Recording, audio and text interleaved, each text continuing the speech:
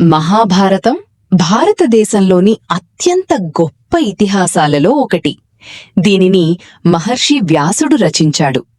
హస్తినాపురంలో పాండు మరియు ధృతరాష్ట్ర అనే ఇద్దరు సోదరులుండేవారు. పాండు కుమారులు పాండవులు.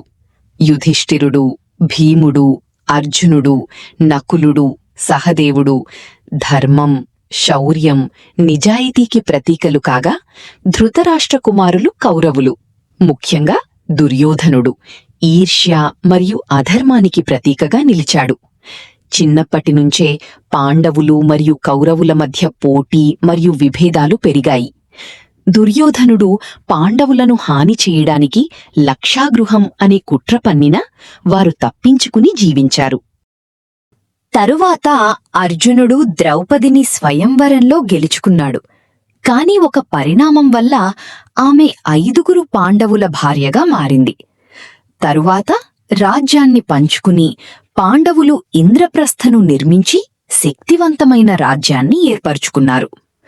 దుర్యోధనుడు మాయతో పాసా ఆటను నిర్వహించి యుధిష్ఠిరుడిని ఓడించి రాజ్యాన్ని, అన్నదమ్ములను, తాను, చివరకు ద్రౌపదిని కోల్పోయేలా చేశాడు.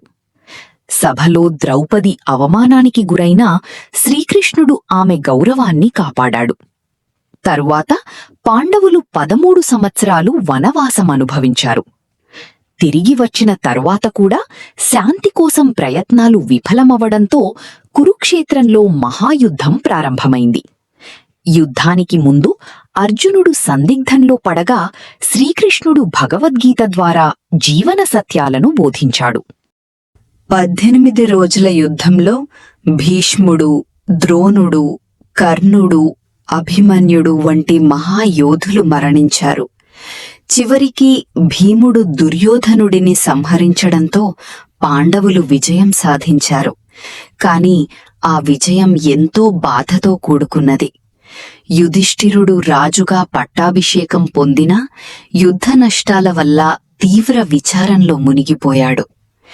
సంవత్సరాల తర్వాత పాండవులు రాజ్యాన్ని విడిచిపెట్టి హిమాలయాల వైపు పరమపద యాత్రకు బయల్దేరారు. మార్గమధ్యంలో ఒక్కొక్కరూ పడిపోతూ చివరకు యుధిష్ఠిరుడు మాత్రమే ధర్మానికి కట్టుబడి స్వర్గానికి చేరుకున్నాడు.